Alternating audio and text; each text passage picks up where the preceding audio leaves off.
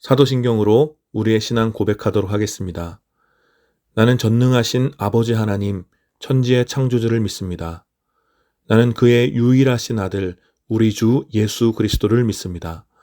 그는 성령으로 잉태되어 동정녀 마리아에게서 나시고 본디오 빌라도에게 고난을 받아 십자가에 못 박혀 죽으시고 장사된 지 사흘 만에 죽은 자 가운데서 다시 살아나셨으며 하늘에 오르시어 전능하신 아버지 하나님 우편에 앉아 계시다가 거기로부터 살아있는 자와 죽은 자를 심판하러 오십니다. 나는 성령을 믿으며 거룩한 공교회와 성도의 교제와 죄를 용서받는 것과 몸의 부활과 영생을 믿습니다. 아멘.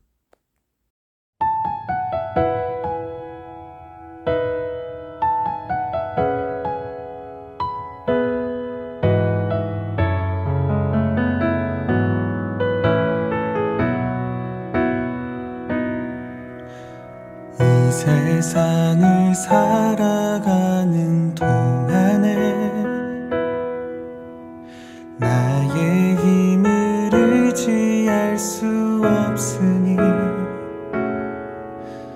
기도하고 낙심하지 말 것은 주께서 참 소망이 되심이라.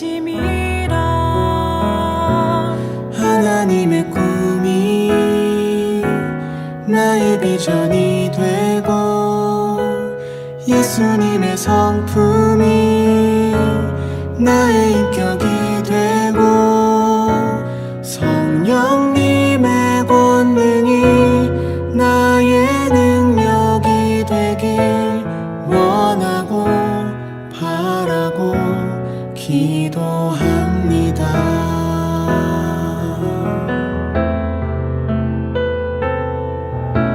주의 길을 걸어가는 동안에 세상에 곧 의지할 수 없으니 감사하고 낙심하지 말 것은 주께서 참 기쁨이 되심이라.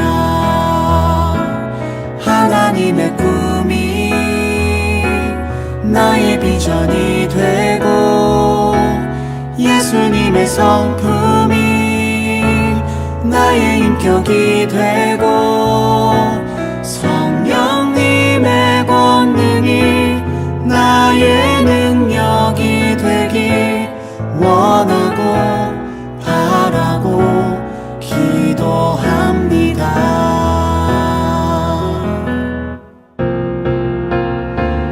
하나님의 꿈이 나의 비전이 되고 예수님의 성품이 나의 인격이 되고 성령님의 권능이 나의 능력이 되길 원하고 바라고 기도합니다. 원하고 바라고 기도합니다. 원하고 바라고 기도합니다.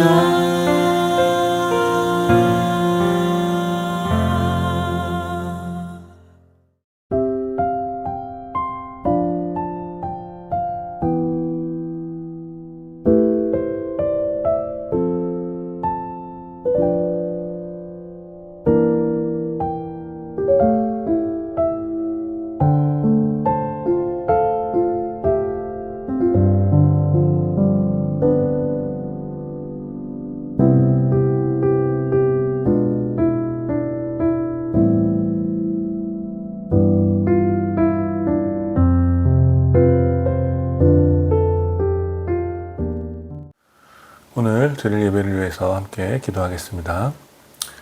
거룩하신 하나님, 은혜를 감사합니다. 오늘도 주님께서 기뻐하시는 날 부족한 종들이 시간을 들여 주님 앞에 예배드립니다. 주님, 이 시간 우리 예배를 기쁘게 받아주시고 예배 가운데 드려지는 모든 찬양의 고백과 또 신앙 고백과 또 적은 예물로 드려지는 모든 삶의 고백을 주님 기쁘게 받아주시옵소서. 예배 가운데 성령 하나님 임재하여 주셔서 세상에 줄 수 없는 참된 위로와 평안을 우리 가운데 함께하여 주시고 하나님의 나라와 하나님의 영광을 위하여 살아온 부족한 종들의 삶을 주님께서 이 시간 격려하여 주시고 이 시간 이 예배가 온전히 주님께만 영광이 되고 우리 모두가 주님의 은혜의 보좌 앞에서 주님을 기뻐하는 예배 될 수 있도록 성령 하나님 이 시간 예배 가운데 교통하여 주시옵소서. 감사드리며 우리 주 예수 그리스도의 이름으로 기도드립니다. 아멘. 오늘 함께 나눌 하나님 말씀은 사도행전 9장 1절부터 5절까지 말씀입니다. 사도행전 9장 1절부터 5절 제가 봉독하겠습니다. 사울은 여전히 주님의 제자들을 위협하면서 살기를 띠고 있었다. 그는 대제사장에게 가서 다마스쿠스에 있는 여러 회당으로 보내는 편지를 써달라고 하였다. 그는 그 도를 믿는 사람은 남자나 여자나 가리지 않고 닥치는 대로 묶어서 예루살렘으로 끌고 오려는 것이었다. 사울이 길을 가다가 다마스쿠스 가까이 이르렀을 때에 갑자기 하늘에서 환한 빛이 그를 둘러 비추었다. 그는 땅에 엎어졌다. 그리고 그는 사울아 사울아 네가 왜 나를 핍박하느냐 하는 음성을 들었다. 그래서 그가 주님 누구십니까? 하고 물으니 나는 네가 핍박하는 예수다. 아멘. 오늘 이 5절의 본문을 중심으로 사도행전 강의 36번째 시간, 오늘은 특별히 내가 핍박하는 예수다라는 제목으로 여러분들과 함께 은혜 나누기 원합니다. 영화나 드라마를 보면 주인공의 출신 배경이 이제 이야기에 더 깊은 임팩트를 줄 때가 있습니다.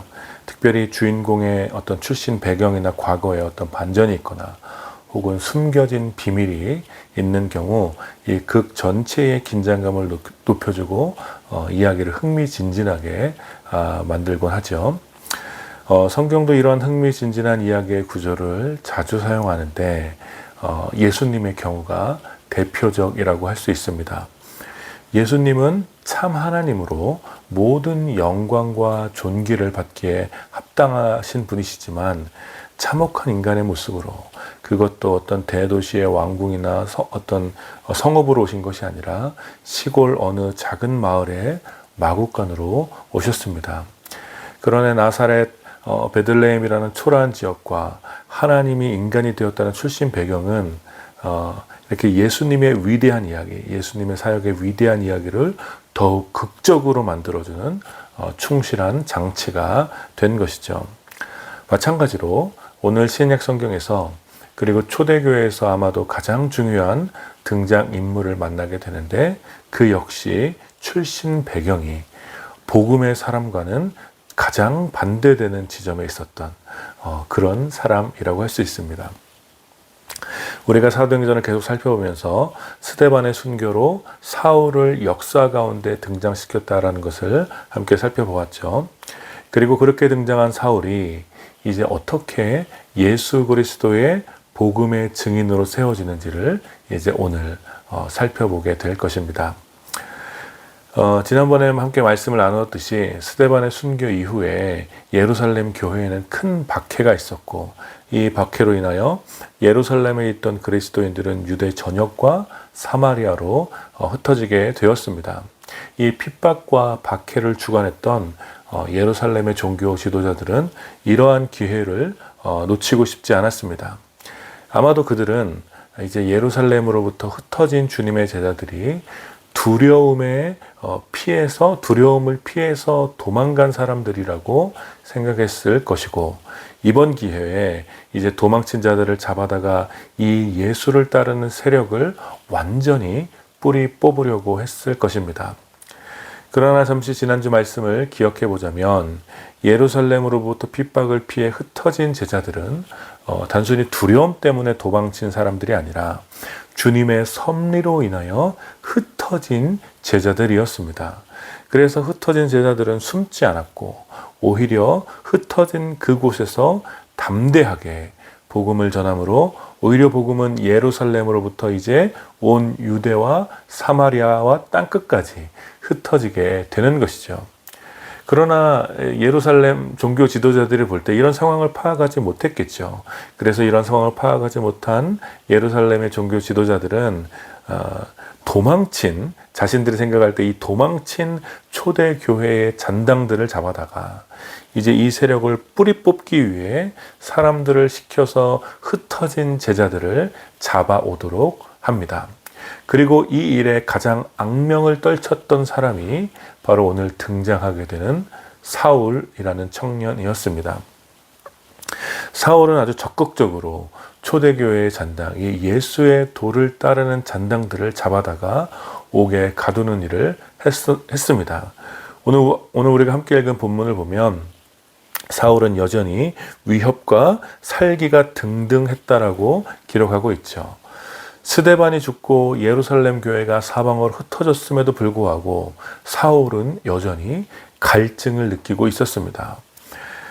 유대 종교를 위협했던, 자신들이 믿는 종교를 위협했던 예수의 제자들을 한 사람이라도 더 잡아 가두고 싶은 갈망으로 사울은 위협적인 살기를 가지고 대제사장을 찾아갔습니다.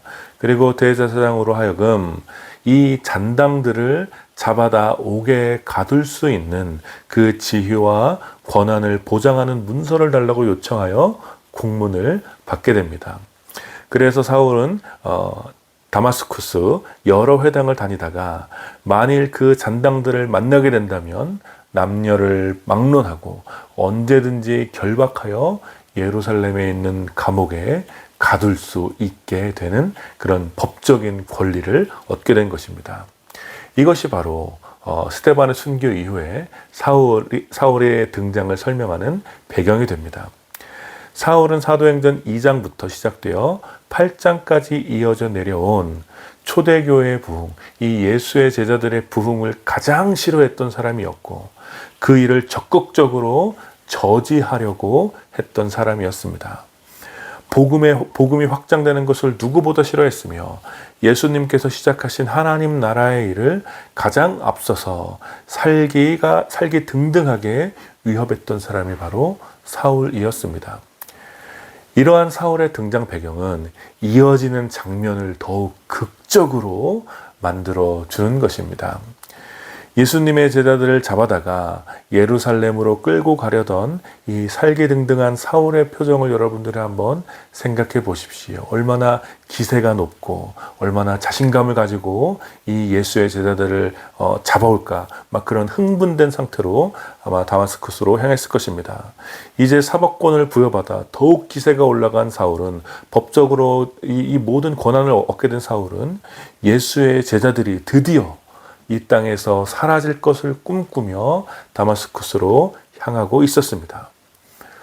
그리고 이 다마스쿠스에 거의 당도하게 되었을 때에 다마스쿠스에 있는 잔당들을 잡을 생각에 기세가 등등했던 사울에게 하늘로부터 호련히 빛이 비추게 됩니다.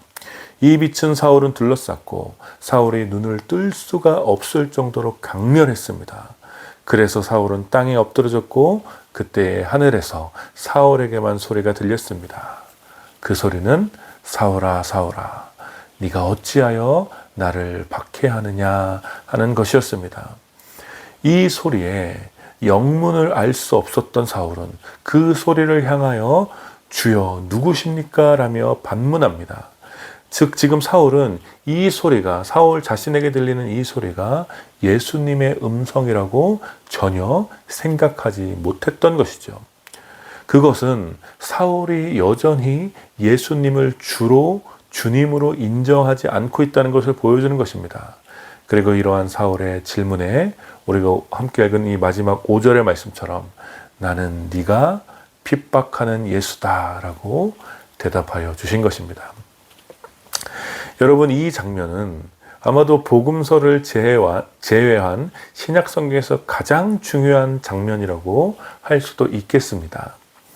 우리들은 오늘 이 겸손히 이 위대한 장면, 이 변화의 장면을 함께 겸손하게 묵상해야 합니다. 저는 여러분과 함께 이 장면을 크게 세 부분으로 나누어서 함께 생각해 보고자 합니다.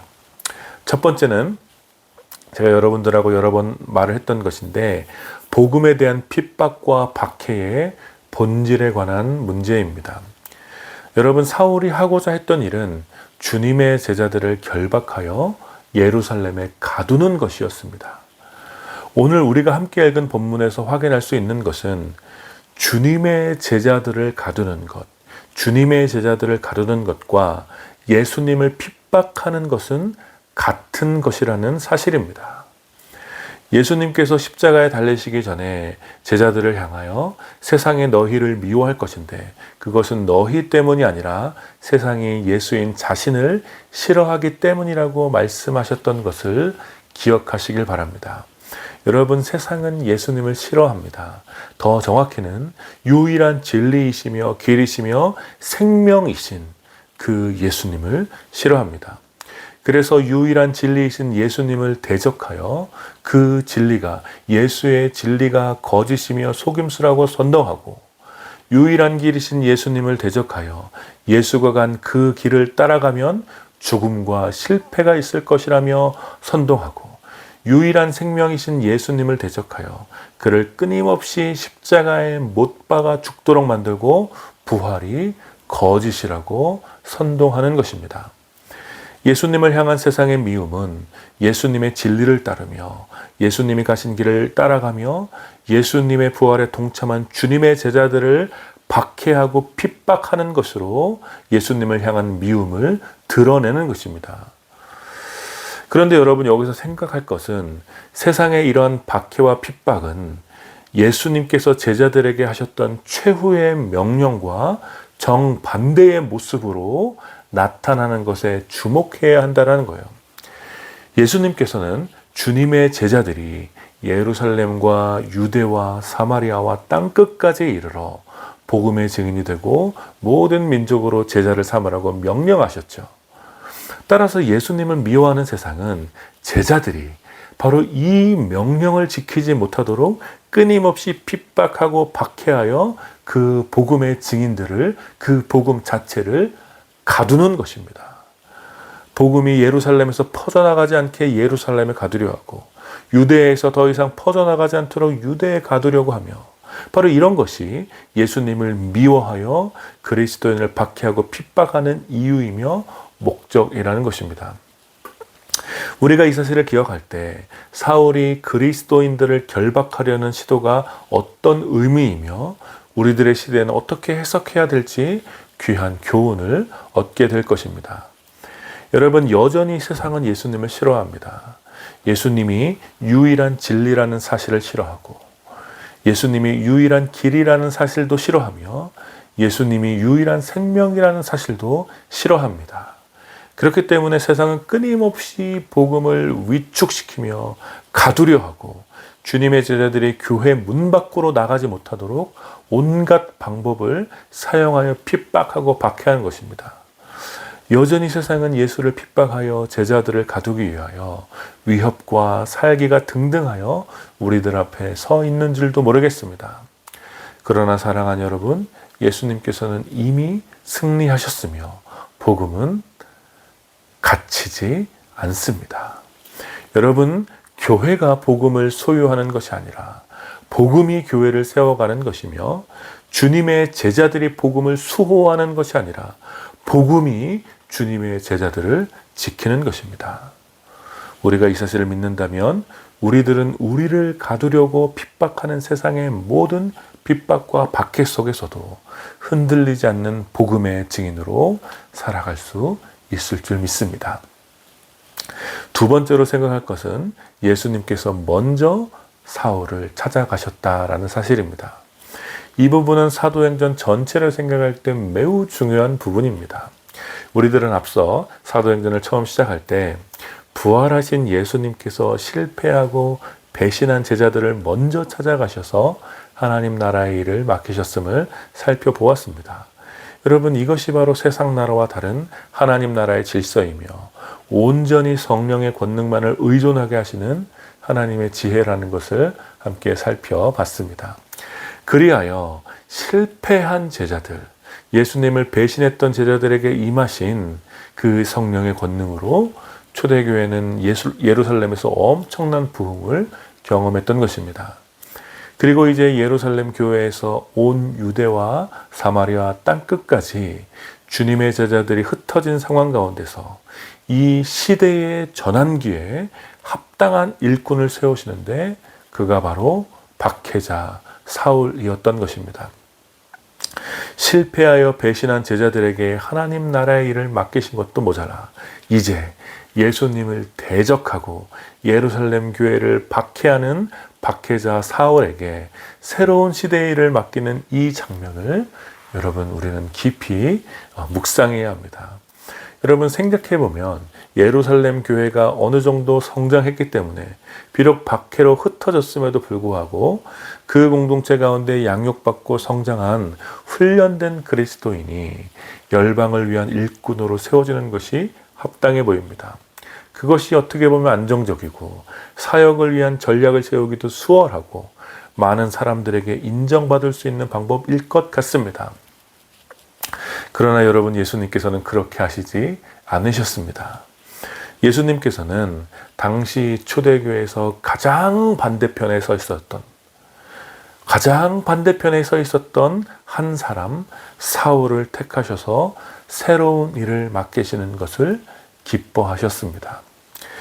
여러분 우리에게는 어쩌면 이러한 편견이 너무나 많은 것 같습니다. 우리는 너무나 쉽게 잘 훈련된 사람이 주님의 손에 더 잘 사용될 것 같은 생각을 하곤 합니다. 그것이 매우 상식적이고 일반적으로 맞는 말일 수 있습니다. 그러나 때때로 하나님께서는 전혀 새로운 방법으로 새로운 시대의 사람들을 세워가십니다. 당시 초대교회의 악명을 떨쳤던 사울과 같은 사람이라고 하더라도 예수님께서는 그를 부르시고 사용하십니다. 우리 신앙의 기준으로 보면 맞지 않고 주님을 위해서 큰 일을 하기에는 뭔가 영적 수준이 미달인 것처럼 보이고 전혀 신뢰가 생기지 않아서 오히려 두려움과 분노가 생기는 사람이지만 예수님께서는 때때로 강권적으로 그 사람을 사용하신다라는 거예요. 이것이 성령의 권능으로 역사하는 하나님 나라의 방법인 것입니다. 하나님의 나라는 하나님께서 세워가신다라는 거예요. 우리들의 신앙이 고도로 발전하고 아무리 성숙했다고 하더라도 신앙이 좋은 사람들에 의해서 하나님의 나라가 세워지는 것이 아닙니다. 예수님께서는 그 어떤 형식으로든지 복음이 한 곳에 한 무리 안에만 머물러서 인간이 주도하는 방식으로 하나님 나라가 확장되는 것을 허용하시지 않습니다. 바로 여기에 기독교 복음의 독특성이 있는 것입니다.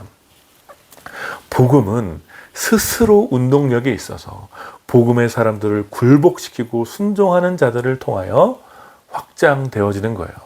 우리들은 이 사실을 끊임없이 아주 깊이 묵상해야 됩니다. 우리들은 끊임없이 높은 기준으로 우리들의 자격을 바라보며 주님의 일을 감당하지 못할 것이라고 쉽게 생각합니다. 혹은 하나님 나라의 일은 더 신앙이 좋은 어떤 위임받은 사람들에 의해서 진행되어야 한다고 생각합니다. 그러나 사랑하는 여러분, 사울을 먼저 찾아가신 예수님의 사랑을 다시 한번 기억하십시오. 우리가 사울이 훗날 바울로 변하여 위대한 업적을 남긴 것에 대한 잔상이 너무 커서 마치 사울 자체가 매우 위대하고 처음부터 엄격한 기준을 통과한 사람처럼 생각하지만 실상 예수님께서 사울을 부르셨을 때 사울은 누구보다 자격이 없던 사람이었고 감히 교회 공동체에 함께할 것이라고 상상조차 할 수 없었던 더러운 대적자였다라는 것을 기억해야 합니다. 따라서 지금 여기에 있는 우리들 누구나 이 시대의 바울이 될 수 있는 것입니다.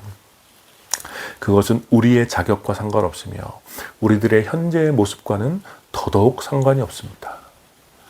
우리들이 예수님을 진정으로 만나게 되었을 때 호련한 빛 가운데서 우리를 부르시는 예수님의 그 음성 가운데 우리가 직면했을 때 우리가 눈을 들어 예수 그리스도의 거룩한 영광을 보게 되었을 때, 그때 비로소 우리들은 예수님을 위하여 새로운 삶에 도전할 수 있게 되는 것입니다. 그리하여 이제 우리들은 마지막 중요한 세 번째를 생각해 봐야 합니다. 그것은 사울이 만난 예수님이 누구인가 하는 것입니다. 주여 누구이십니까? 라는 질문에 예수님께서 대답하여 주신 것이 무엇입니까? 그것은 바로 네가 핍박하는 예수다 라는 것이었습니다. 사랑하는 여러분, 우리들은 예수님을 만나는 것을 때때로 너무 낭만적으로 생각할 때가 많습니다. 혹시 따뜻한 사랑으로 품어주시는 그런 장밋빛깔 같은 그런 예수님의 모습을, 그런 모습으로 예수님을 만나고 싶습니까? 여러분을 위로하시고 품어주시고 토닥여주시는 그런 예수님을 만나고 싶습니까?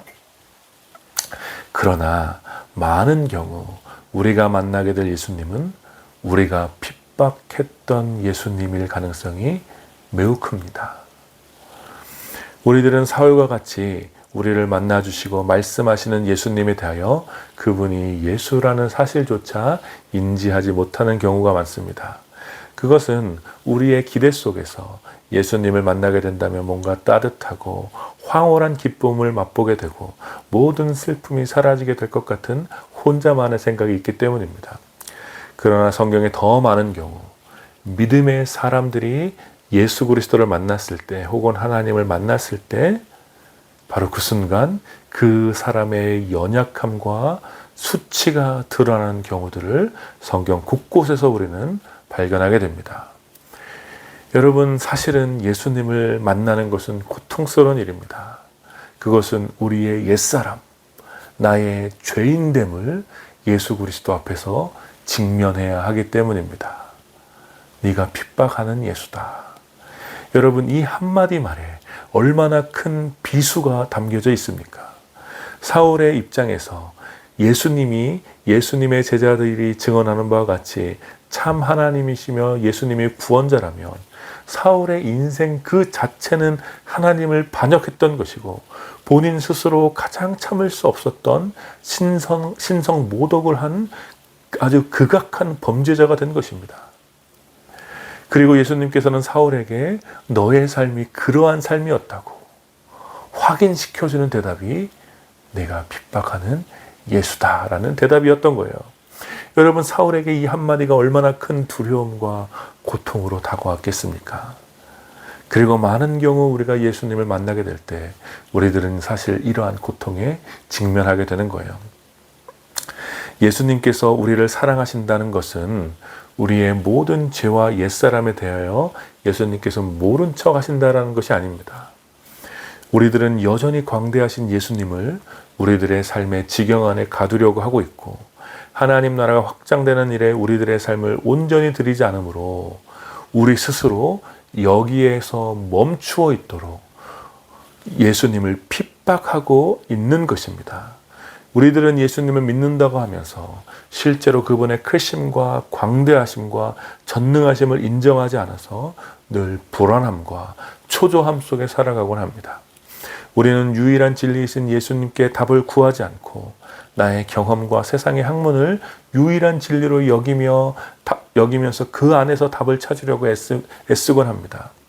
우리들은 우리들이 가야 할 유일한 길인 예수님이 가신 그 길을 따라가지 않고 더 좋고 넓은 길, 많은 사람들에게 인정받는 길, 안정적으로 보이고 적어도 남들처럼 살고 싶기 때문에 남들이 다 가는 그 길을 따라가려고 애쓰곤 하는 것이죠. 우리들은 유일한 생명 대신 예수 그리스도로부터 생명의 능력을 공급받지 않으려 하고 돈과 명성과 성취로부터 오는 기운으로 살아가고자 합니다.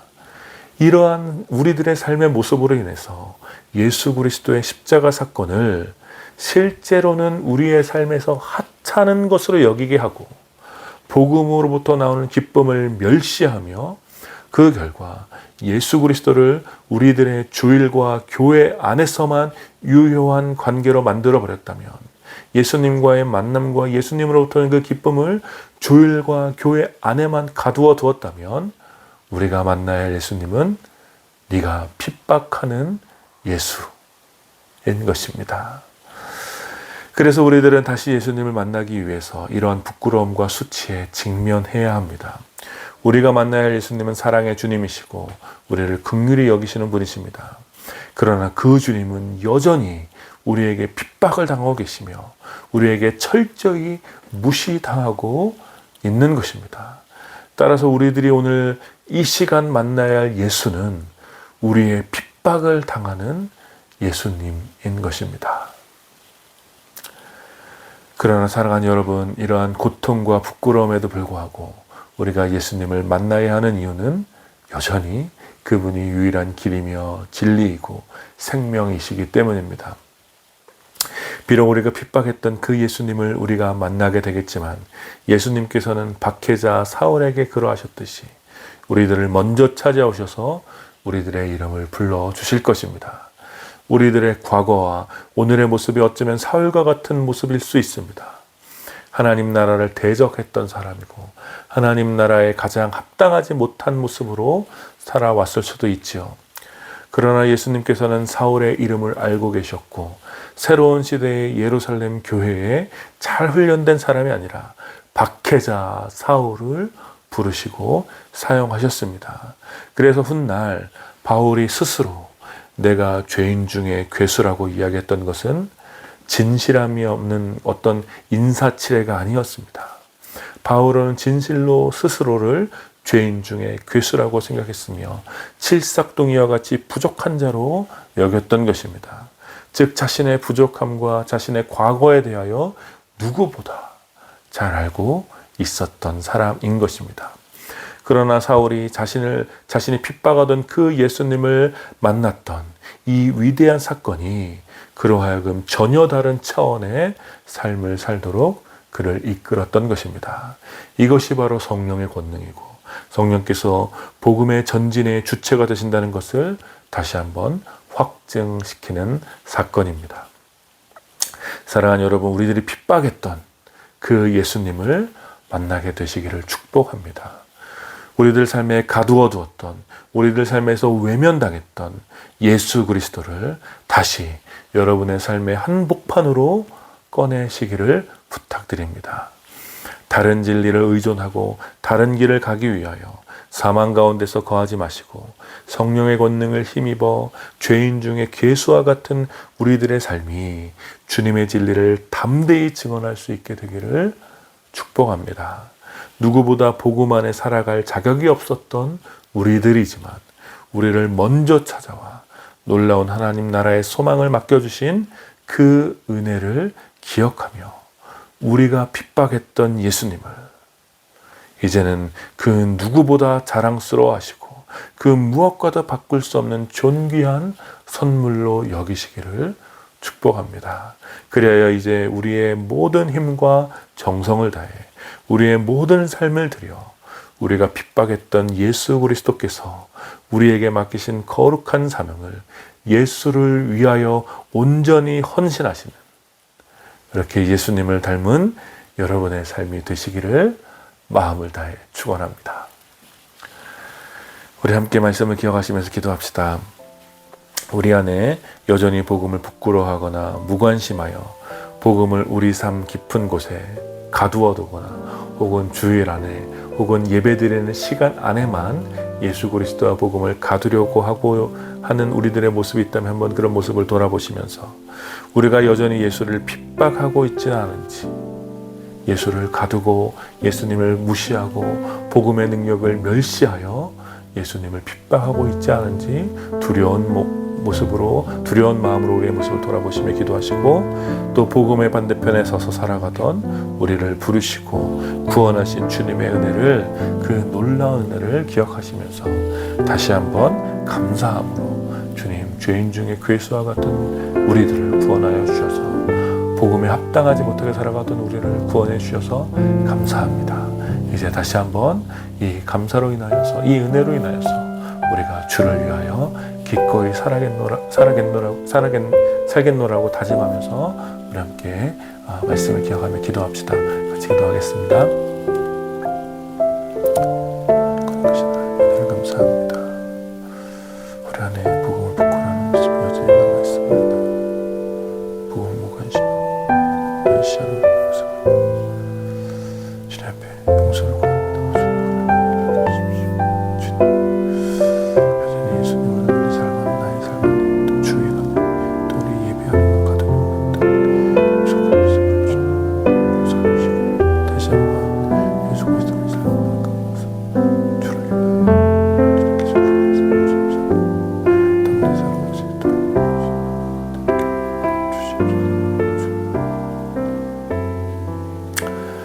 거룩하신 하나님 은혜를 감사합니다. 오늘도 주님의 말씀을 함께 나누며 박해자 사울이 예수님을 만난 이후에 또 어떻게 변화되게 되었는지 그 과정을 함께 말씀을 나눌 수 있도록 허락하여 주셔서 감사합니다. 하나님, 어쩌면 사울과 같은 모습이 우리의 모습일 수도 있고, 이러한 예수 그리스도를 핍박하던 모습이 우리의 모습, 우리의 삶 속에 있음을 또 고백합니다. 여전히 우리가 복음을 가두려고 하고 있고, 우리 삶과 우리의 예배 안에만 혹은 주일에만 예수 그리스도와 복음을 듣고 그 복음의 기쁨을 누리다가 또 일상의 삶 속에서 복음을 철저히 외면하고 가두었던 우리들의 모습을 주님 긍휼히 여겨주셔서 우리가 다시 한번 우리를 부르시고 우리에게 하나님 나라의 사명을 맡기셨던 이 거룩한 주님의 부르심과 보내심을 기억하여 다시 한번 우리의 삶을 우리를 부르신 그 주님을 위하여 드릴 수 있도록 우리의 삶의 한복판에 예수 그리스도를 드러내며 또 복음의 도를 드러낼 수 있는 우리의 삶이 될 수 있도록 아버지 인도하여 주시옵소서. 우리가 날마다 우리가 핍박했던 그 예수님을 만나 우리가 부끄럽지 않도록, 더 이상 부끄럽지 않게 살아갈 수 있도록 이제 날마다 우리에게 은혜를 베풀어 주시고 복음의 충실한 증인으로 살아갈 수 있도록, 그래서 바울과 같은 그런 삶을 살아갈 수 있도록 주님 우리와 함께하여 주시옵소서. 감사드리며 우리 주 예수 그리스도 이름으로 기도드립니다. 아멘. 지금 우리 주 예수 그리스도의 은혜와 성부 하나님의 다함이 없는 사랑과 성령 하나님의 위로하심과 교통하심이 이제 더 이상 복음을 가두지 않고 세상 그 무엇보다 그 누구보다 자랑스럽게 복음의 증인으로 살아가기를 다짐하는 모든 주님의 제자들과 오늘 이 예배에 참여하는 사랑하는 주님의 백성들 가운데 이제로부터 영원까지 함께 있기를 축원하옵나이다. 아멘.